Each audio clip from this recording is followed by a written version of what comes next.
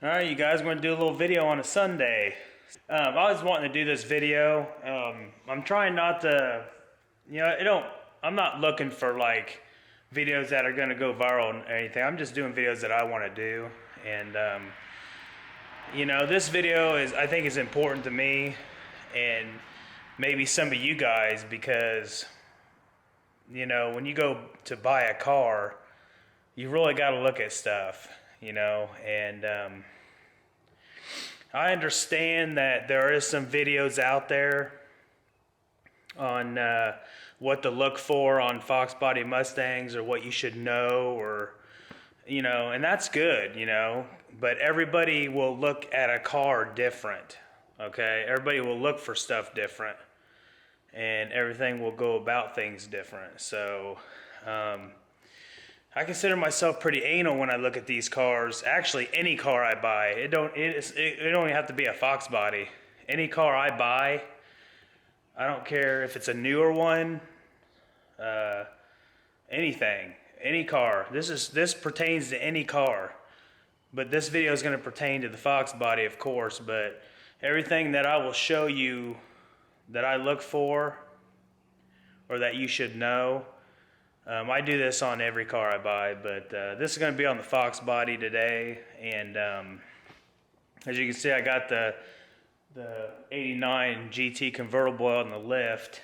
Of course, when you go buy a car, you're not going to automatically have it on the lift so you can inspect it. But I did get underneath this car when I inspected it, so I tried to get underneath and look as good as I could. So, but for filming purposes, I got it on the lift so we can all see. I can show you guys really good what I look for.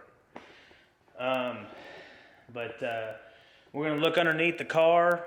I'm gonna show you what I look for and what you guys should know what to look for, and then I'll lower the lift down and I'll show you what I look for on the rest of the car. So let's get to it.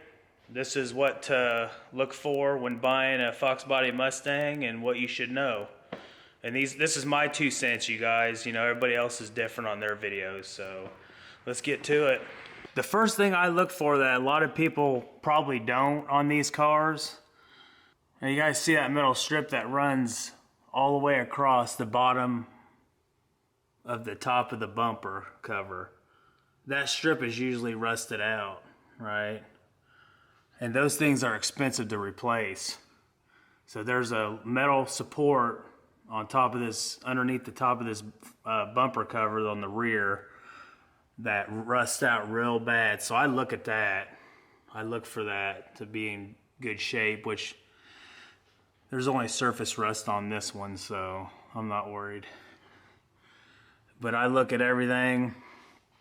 I look around, all the way around the fuel tank, especially where the spare tire sits. I look at that, make sure it's in good shape. The suspension components, I make sure everything looks good there. Everything seems to be in its place and nothing's bent or tweaked. Upper and rear control arms, I look at those. I look where they're mounted to, where they're going into the body. I look at all those spots. They all look good. I do look at the torque boxes. That's another thing you want to look for. The torque boxes on each side. Of course, everything's straight and solid on this car, so that's why I look at stuff. I make sure everything's good. Now, I'm not saying this car is perfect, but it's pretty good.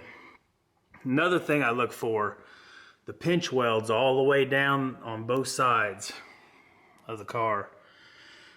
Now, it's hard to tell on the GT models because, the ground effects, but you can look underneath there and you can see and feel for if they're straight or not. But on here, they're straight as a button, the pinch welds are. Usually people will jack up these cars on the pinch welds right in here in this section here, and what they'll do is sometimes they'll bow the fender out doing that, and you don't want to do that. So that's why I never jack the cars up on the pinch welds or even on the side of the cars. I just don't do it. I'll usually jack up on the main frame of the car or the axle, you know, and then over here I'll try to jack up on the K member if I can. So that's where I try to do my jacking points if I need to. You know, I look at the exhaust, make sure everything's solid on it. Everything looks good. The exhaust is make sure it's in good shape. You know, another thing, I look at all the fuel lines. You know, because on these cars, believe it or not, the fuel lines will rust real bad on these cars. So I always look. You can see the fuel lines underneath, right there.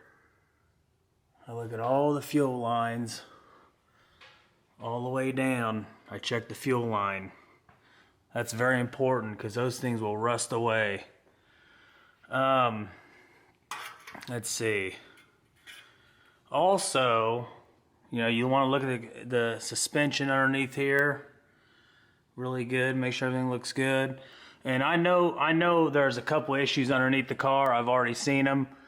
These Fox bodies are notorious for the front and rear main seals be seeping and leaking oil and shit. And on this one, the rear main seal I need to replace. So I already know that. You know, make sure the radiator support's solid right here. You know, make sure that all the suspension looks good underneath the car, underneath the front here where the pulleys are. Make sure everything looks good. Nothing's out of whack. If you can see the shock towers from down here, that would be good too, or the strut towers, whatever you want to call them. But you'll be able to see them from the top too if you need to. But I do check, that's one thing. That's another thing about these cars, man. The strut towers or the shock towers, they rust out. So you guys just want to look real good at a lot of stuff. Yeah. You know, another thing is the floors. You want to look at every bit of the floors that you can underneath here and make sure they're as solid as you could get. Floors are solid. You want to look at those. Okay, so let's not waste no more time. We'll get this car lowered and look up the rest of the car over. All right, you guys, you see my little inspection underneath the car. Now you kind of want to look over the body, you know, and you know, all these cars are not going to be perfect on the body. I guarantee you that. Mine's not even perfect. Mine needs a paint job, but the body itself is solid. There's no rust, and all the body panels line up good.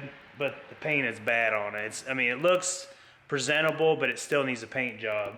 So you just want to look up and down the car and make sure everything's solid on everything. You know, there's no rust spots or nothing like that.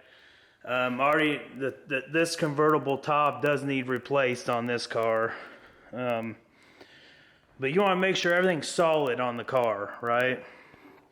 Just walk around the car really good. Make sure the body panels are straight, nothing's out of whack, everything's solid. So let's open up the hood, and I do look at the trunk too, inside the trunk on these cars. So we're gonna open this stuff up. Here, give me a second here, and we'll get it done. Definitely want to look at the trunk area. You know, that's just the way I am. That's just how I roll. Or the hatch area. If it's a hatchback, look underneath the hatch on the floor. If it's a convertible or a coupe, look in the trunk area. You can see I have my this come with the original case for the cover for the convertible top. So I will look underneath the trunk here. I'll pull this back and I'll look at the floor. You know, I'm not going to pull all this back, but I will look all the way around this whole floor and where the spare sits. So I will look in there.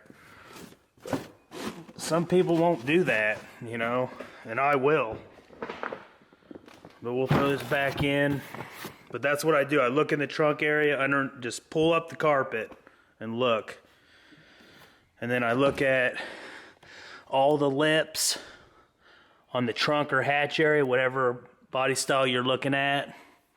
I look at that. I also look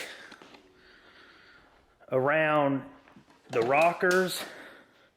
I look at the rocker area. I look underneath the door. You know, that's notorious for rust, is underneath this door on both sides. I look at all the lips. We might as well hit the interior. You know, the interior, it's a hit and miss on these cars, you guys.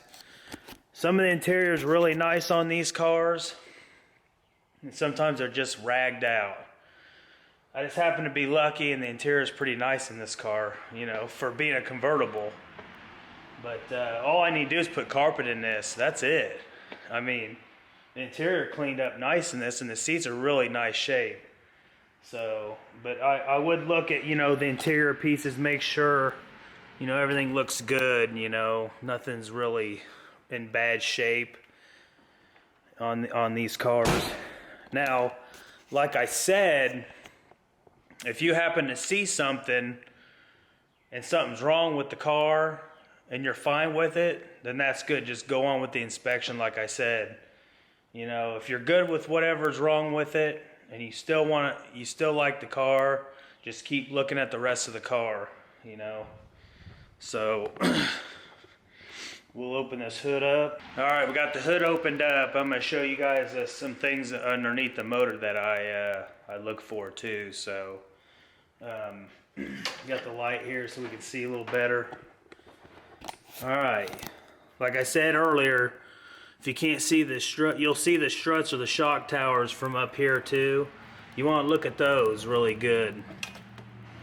Right, all the way down. You want to see it all the way to the K member down there. You want to look all the way down there on each side. On this side, it's going to be a little harder. You got the air box and all that shit. But you want to look at all the struts on both sides, or shock towers, whatever you want to call them. You just want to skim around and make sure everything looks good, nothing's out of place. There's no wiring that's all jacked up or anything like that. You know, no major leaks, nothing like that. So this motor's all stock, and it looks good too, really. But and then of course, you guys, you want to drive the car and take it for a test drive. So after you look underneath the car at everything that I've shown you or explained, or more, you know, you can do an extensive inspection on this if you want. But the key points that I was showing you, that's important. You know, kind of look around the whole car, the body of it, the interior. It's really common sense. Just make sure nothing's out of place that you know of, and you know, kind of look underneath the hood, shock towers, you know, the engine aprons, everything. Make sure there's no kinks, like, you know, because the car could have been hit in the front or something, and you'll be able to tell on these cars if the car's been hit at one time. Even if they put a new fender on, you'll know, or the rear quarters. You'll know on these cars if these cars have been hit before. So you want to look at the structural integrity of the car itself, and even underneath, you'll know if it's been damaged. So, like I said, I do a real extensive inspection on these cars, but that's it, you guys. You know, it's really common sense when you look at a car, but there is key points on these cars you want to look for. And make sure you drive it. Take it out, drive it. At least drive it for a good 5 minutes, you know. Get it warmed up real good and stuff. And then once you get a car warmed up, kind of look back over it real quick. Just the drivetrain and the engine part. Make sure there's nothing, you know, overheating or leaking, or, you know, whatever the case may be. So Just make sure she runs and shifts good. You'll know if it does. You know, you'll know if the brakes are working good. And but that's it, you guys. I just kind of wanted to give you my 2 cents on what to look for and what to know about when you buy these Foxbody Mustangs. So appreciate you guys watching, and we'll see you on the next one.